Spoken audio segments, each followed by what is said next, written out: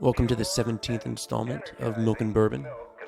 This podcast is going to be done a little bit differently this time. At the behest of my best friend, we are going into this with no topic, only armed with a bottle of bourbon, our minds, and whatever facts we've come up with from the ether. Took about 3 hours worth of shooting down to 25, 30 minutes, so enjoy. Oh man, it's been so long. I'm not really sure how to do this anymore, honestly. That's a good start. A little bit more. Un poco más, por favor. When you said it was a good start, and it was like, that's too much. Dad, that's too much. Hey, first drink should be to Cody on his engagement. Yeah, to our friend Cody. What, they've been dating for 5 years, haven't they? I don't know. I keep long time. Every time I say it, I think I add another year. So next time it'll be 6. I've stopped trusting in your sense of time at all. They've been dating since 2009, from what I understand. At least since before we knew him. Yeah. We haven't really read a book. We're going to style this off of a good friend of mine's podcast, The Six Pack Rant, where really we just talk about whatever we want to. Yeah. Which is how a lot of podcasters do it anyways. Yeah. What remains to be seen is the value of those platforms. But then again, what's the value of my older one? Yeah. No one knows. I mean, value to whom? That's Could be valuable to us and nobody else. I mean, can you imagine in 30 years, 35 years, 40 years, we're grandparents? Or, well, you'll be a grandparent for sure. I just look at you've got about 18 years before having a grandchild. God willing. That's tops. That's tops. Oh, man. Yeah, just when we're that old. Yeah, what you leave for posterity. So it's not just sitting in an attic somewhere. On Community. He does. He's kind of a man's man. Yeah. I go to him for that's who I borrowed the truck from. Oh, okay. When That's very neighborly in the old-fashioned sort of way. I'm kind of trying to foster that. Well, you know, it's funny, like, when you humble yourself and, realize, like, oh, man, there's a lot of shit I don't know, and you seek out those who know it, how easily you can get them to tell you stuff, not to take advantage of them, but to genuinely learn from them. And something about, like, old men just loving to tell you stuff Their they know. experiences. They'll tell you shit that you don't care to know about. Yeah. I didn't ask you your opinion on that. I asked you about the subfloors, not your former wife. Like, but when they then you ask them, they're like, "Oh my god, I'll doubly tell you what I have to say," because I was telling people what I had to say and nobody really asked me or didn't seem to care, and I was still going on about it. All right, I challenge you tomorrow to go out in the world, you can even on base, and not find somebody do a small kindness for somebody else. And I know that seems insignificant, but recognize at the base the intent of it. People oftentimes, and most times I would speculate, don't do kindnesses for one another because they think they're going to receive or reap an immediate reward on the back end, but because there's an inherent connection between all of us. Now, what I would also posit to you is that a lot of that responsibility to help take care of one another has been suppressed and diffused between these large abstract organizations that were saying, like, they need to provide this or they need to provide that, when in reality, building up from the individual, we're responsible for ourselves, we're responsible for our family, we're responsible for communities, that we've neglected that because we've been inversing what where the actual responsibility lies. On Memories. I went up to his house this past weekend. When your dog barks, I can hear the echo off the mountainside. I think that, like, enthuses him to bark more. Because Yeah. he's like, who said that? Hey, who said that? Stop it. Stop what? And he just is back and forth, and he'll do that for 15 or 20 minutes straight. Yep. You're like, oh my God, shut up. Shut Yeah, up. the echo, I think he scares himself. That's funny. That might actually be true because I hear it. It's pretty. He like tilts his head just slightly after each bark to where he's like in receive mode and send mode. Receive mode, send mode. Receive mode, send mode. One of my favorite memories actually is music related, Mm-hmm. and I'm trying to remember if you were there for it. Do tell, maybe Well, I would be know able that to you were there for it initially. It was Warped Tour 2008. in Denver. Yeah. I couldn't tell And you do who you we remember saw there. I don't remember. White Stripes, 303. 303 obviously was there. They were very popular at POS the time. is still one of Dude, my favorite rappers I haven't of all listened to him time. in a minute. Yeah, it Dude, would be good to. Yeah, he's come out with. I mean, fairly recently. I'm Yeah. sure there's some things that you haven't listened to yet. Yeah. Well, I haven't listened to him in a while. He had like a Tech Nine kind of vibe to him. Tech Nine, but he also used like live band. Yeah. Tech Nine didn't do that. He didn't or doesn't. He still doesn't. Music, yeah. But we met up with some upperclassmen. Yeah. I was Accidentally. There. Yeah, I was there. Yeah. I remember because I've seen. But do you remember pictures of it. Night Fell? At this point, 303 came out because 303 at the time was huge, hot. and it was their home city. It was their home city as well. 303 is literally the area code for Denver, for those that don't know. So like this was their home city. Yeah. They were, I mean, they couldn't be touched. Yeah. It was so weird because they were like a flash in the pan. They were, man, that was like they were so hot one for or like 2 years, and that was it. Yeah, and they haven't been able to come back. Yeah. But right then they were, I mean, gods. Mm-hmm. Like when you talk about like just like a following, they had. It was innumerate. Everyone that I knew about 303, and they knew all the words of their songs. Started I want to say sleeting just because I want to be conservative with it, but it might have been hailing. In any other circumstance, if this was happening, people would go indoors. The fuck out of there. Yeah. But because it was who was on stage, yeah, and because it was like the title card of the whole concert, yeah. At some point, the artists were like, "Hey, we can stop right now if you want to. Like, these organizers are telling us to stop. That it is dangerous. Blah, blah, blah, blah, blah, blah. Hey, make some noise if you want to stay."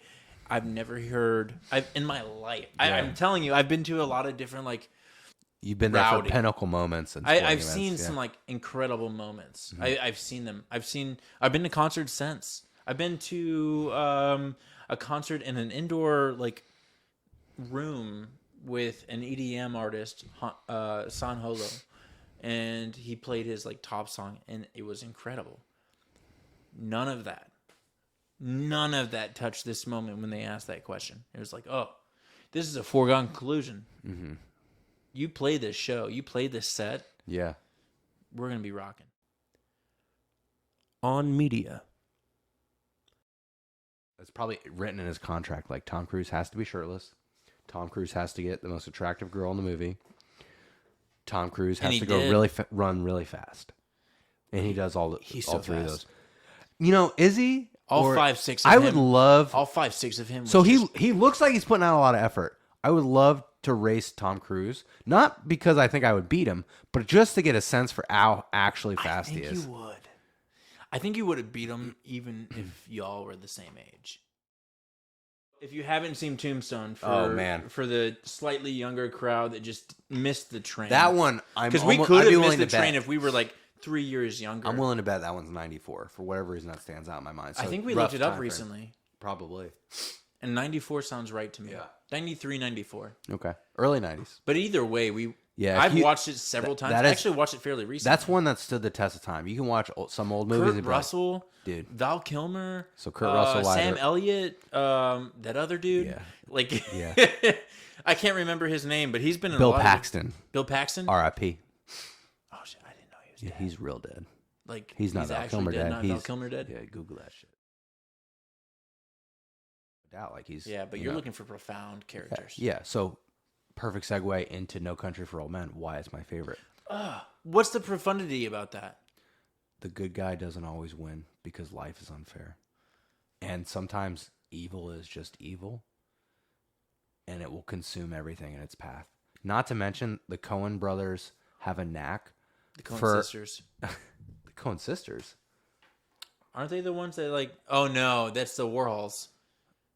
I don't know what the fuck you're talking about right now. So, it turns out my knowledge of pop culture is trash. It's not the Coen brothers that became the Coen sisters. It's the Wachowski brothers that became the Wachowski sisters. And they're the directors for like the the Matrix Did franchise. they transition before or after the newest Matrix, or were they even involved in the newest Matrix? I don't even know. I think they were involved. I know they transitioned before. Oh, okay. And yeah, they're now both. Well, ladies. that salvages the Coen brothers a little bit for me. Yeah. And I mean, nothing. Even if they did, Michael Jackson raped kids. Thriller was still real Thriller. We don't know that. Okay. We don't know. You're right. So I can. I don't know if I've told you this, but my first purchase with my money, which was an allowance, I was 6, was a cassette tape of Michael Jackson's greatest hits. I remember this viscerally. I remember every moment. I did not know that. So it's got this like this foreboding sense to it, and Hans Zimmer always seems to distill that pretty well. Isn't that funny how his music, like granted, Interstellar is a good movie. I can see how you like it. But isn't that funny how, like, I'm not a classical music fan. Yeah. Neither am I. But when you hear music like that, like how it can evoke emotions in you, is like, that really says something. I wonder what it, like, where does that come from? Like, how are people able, like Hans Zimmer, how is he able to tap into something that, like, affects millions? I think there's something, like, viscerally human about it. So, can't have a conversation go by without me bringing up my boy JP. But, like, he talks about music and how it taps into, like, the common element of humanity and how, like, it can... His boy JP is Jordan Peterson. Dr. Jordan Peterson. I should have a little bit more reverence than that. Sorry, I don't even know. I should be way more respectful. Watch enough YouTube videos of him to feel like I know. But, like... And it makes sense. Like, music connects people. I mean, art in general, but I think music especially is very powerful. On government? A lack of ability. No system is ever going to be perfect enough to dive down deep enough to figure out what exactly the individual needs and what's best for the individual, because the system by design is responsible for this level. And because it's not God, it can't give perfect here, perfect there, perfect there. It's got to get good enough for all this. And that by design and by necessity means it's like, look, man, I got 1 loaf of bread and I got 2 of you. Each of you get a half a loaf of bread. I can't give you each a loaf of bread. That's just the way that shit goes. So when you say, like, well, what do we do about that? And this is where I go back to the level of the individual. It is important to recognize what you can and cannot control. And it's different for everybody. It's different in every circumstances, and it changes over time. But what I do see is an epidemic of people, especially of our age and below in this country, who have relegated what should be within their sphere of influence, their control, to a higher level in that concentric circle, whether it be the local or scarily enough, frequently, the federal government. People see the federal, and it's relegated to the federal. The federal government's all powerful, and they view it as this ubiquitous entity, and they don't realize it's just composed of people like them. And so they expect these things from these people that are just like them, to do things for them that they can't do. And that's where the locus of control gets weird, in that they want someone else to take care of their problems. One of the specified tasks, if you will, of the initial ratification of the U.S. Constitution is that the federal government should provide for the common defense of the people. The common defense is admittedly broad term. So what does that mean? Well, what we learned in the last... I think it was intentionally broad. Well, as likely, because our founding fathers, who I have to say were intelligent enough to say, hey, there's going to be things that we're not going to understand in 2022. But generally speaking, these are the principles from which we should act. Okay. And one of those principles is that the federal government is not adequate because of how thick the glove is to solve the problems at the local level or the individual level. Right. But one thing that they should be able to do, because the individuals and the locals are going to be unable to do that, is to provide for the common defense. Say there's this individual, let's just name him Mike. He's homeless. He's got nothing to his name. He's got no family. But there's plenty of jobs available, especially now in post-COVID, for Mike to pursue. Mm-hmm. But here's the thing. He can't rent a place to stay. He can't live in a place without a place of employment, right? That covers 3 times. And this is just based off of my experience. Based to cover 3 times the amount of rent. Mm-hmm. So, like, say his rent's $1,000, he needs to make $3,000 a month. Okay. McDonald's doesn't provide that. Yeah. It's only skilled. So this is something that you and I talked about, is like self-employing. Yeah. And doing those jobs that no one wants to do. Those will pay it. Okay. Does he have the skills? Does he have the means to learn those skills? Yeah. Maybe. I don't know. It depends on who he knows. And I bet as a homeless person, he doesn't know that many.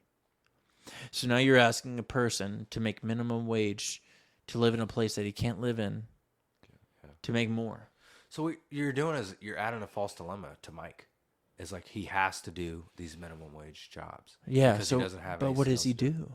I don't know. Fucking figure it out. Like that's the point. Like, but I just provided a potential solution in that he might know some skills, but how is he going to learn those skills? How would he know skills if he has to learn them still? That's what I'm saying. He doesn't know them. How so is he going to pay? Potential to learn. How is he going to pay? Because nothing's free. No, you're right. Say he wants to do floors. What did we talk about with the beginning of this? You can't go to a public library, get on the internet, look at YouTube, and figure out skills. How much time? YouTube on what? They have computers at public libraries. Okay. We just talked about picking up skills. Yeah. Don't tell me that it can't fucking be done and that we need somebody from the Lord-saving federal government to come down and show us how to do it. I'm not saying that the federal government is responsible for this. I'm saying that, like, people are responsible for this. So, like, we mentioned this earlier. Like, there are things that I require from my neighbors to get things done. Yeah. Like, we wouldn't have been able to move my furniture without my neighbor's help. Yeah. But it required me owning a home before that happened. People aren't to get neighbors? Yeah. Or to get people that would to help get neighbors you, is that what you're saying. to get neighbors that are willing and have the means to help. On enlightenment. Now that you've armed me with the knowledge of when the proliferate cycle is in a woman's... Is that what it was called, or are you making the proliferate? No, yeah. Okay. The one that's brings fruits. Yeah, I mean, life being one of Did the y'all know words? that even if... Oh, man. Drop it. Everyone needs to know about this. It's okay, best so kept secret. like we've established, I'm a fairly intelligent man.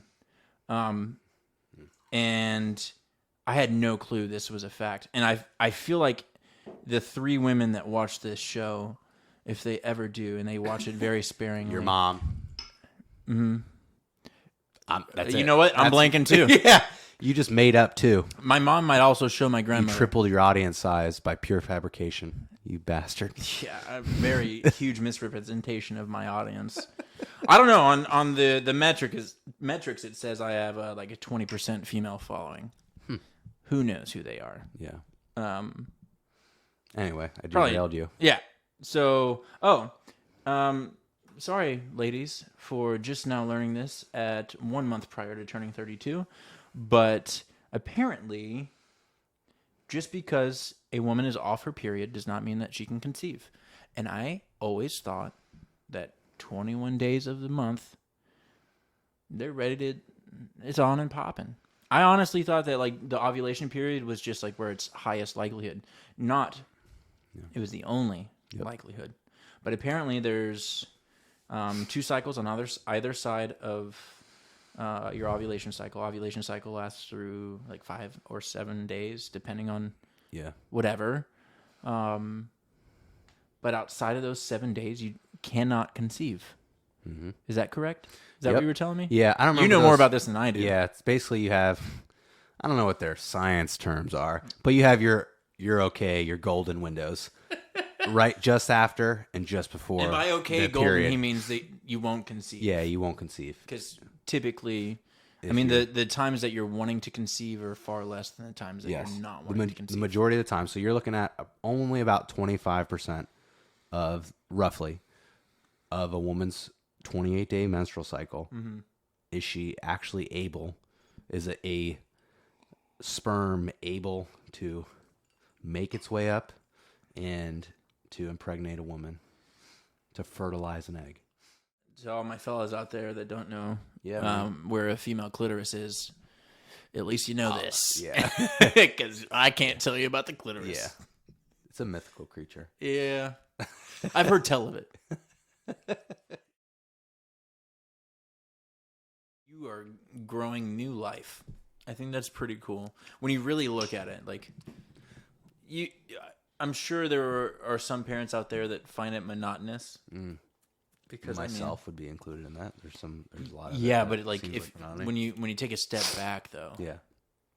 And And I'm gonna poke you out on your words with my broken cane. I don't look at it as growing new life. Like that's what Brittany did when they were in her womb. Right now, it's like, they're so the seeds have sprouted and they're growing up. And what do you do to young sapling trees? Like they're growing themselves. You just create. you beat the hell out of them to make them stronger. And then you bend and snap the seedling, the sapling. No, you just like No, you put a provide little- some stress. You put a little fence around them. You put one of those support struts up. Yeah, You tie it to it. It's like, hey, this is the direction to grow in. sure. You don't grow it.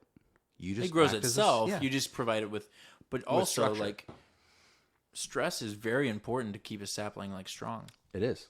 It is. Saplings respond to stress. But the stress doesn't necessarily. I'm come- just saying that the time that I caused your son to break his face open dude. You can justify that all you was want. beneficial. You're not- No. He's stronger now because of it. I don't think so. Yeah, you're right. He still leads with his head, man. Isn't it funny how like just the right amount of pain, a little bit of pain, actually elevates things? Where you think, oh, as soon as pain is experienced, like people want to go home. They don't want to go. But a little bit of that discomfort and pain actually elevates the total amount of experience. So as soon as you talked about like experiencing pain, I started thinking about this, and it's the appreciation for the life that we've built, not together, We but the like collective, separately. or What- you so mean yeah, we sure, as we the individuals? collective. Yeah. Yeah, we the collective. The point I'm trying to make is like you and I have experienced some moments where we intentionally remove ourselves from that comfort. And I don't know if you're willing to like really explain the feeling when you come back, but like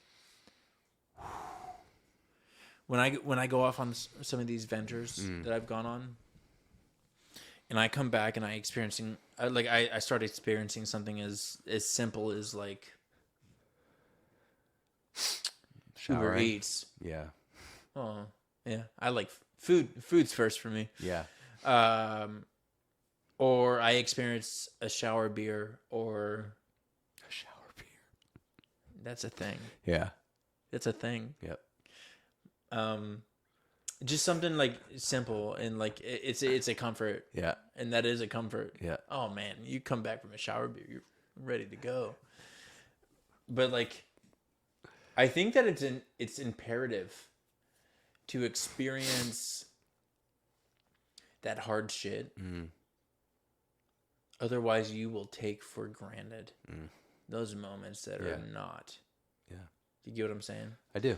Do you have a moment where you came back from something difficult Yeah. and like you just got filled with this, like it was just like this flood of joy? So I have I think a handful of moments that I think you're talking about, and I wouldn't say it was joy or even like pride, because usually you're too exhausted to feel pride. Mm-hmm. Like, Yeah. But there's a sense of like knowledge of thyself, I guess. So the Japanese have this thing, or at least like I think it's a samurai tradition. It's called shugyo. I think I'm pronouncing it right. Shugyo? Yeah, which is like an intentional trial period, I guess would be a way to put it, where it's like the whole purpose of it is to kind of cleanse yourself and to kind of strip away some of the excess, like, shit. Like, what happens to your yard if you don't landscape it? Things just overgrow and it just becomes unruly. You could just look out front and you know what it looks like. I knew that analogy would ring true with you right now. It I didn't mean it as a slight, but I knew it would make sense. Yeah. So they would do this, and like martial artists do this. Everyone, what is like it called? Shugyo? Shugyo. Shugyo. Again, apologies if I'm Japanese is not a language that I really know, but I know this word because the concept really stuck with me. And afterwards, the cleansed is probably the best way I know how to talk about that feeling. Yeah, you feel like you like a lot of the things that you were worried about before, or like you didn't appreciate before, are suddenly like very profound. I feel like the colors come out stronger. I don't know, man. I appreciate you, man. I thank you for influencing me, let's say, to do a podcast without any premise. Topic. Any premise. And this calls it. All right, man. Love you, brother. Thanks for Love you, man. having me on. Yeah, man.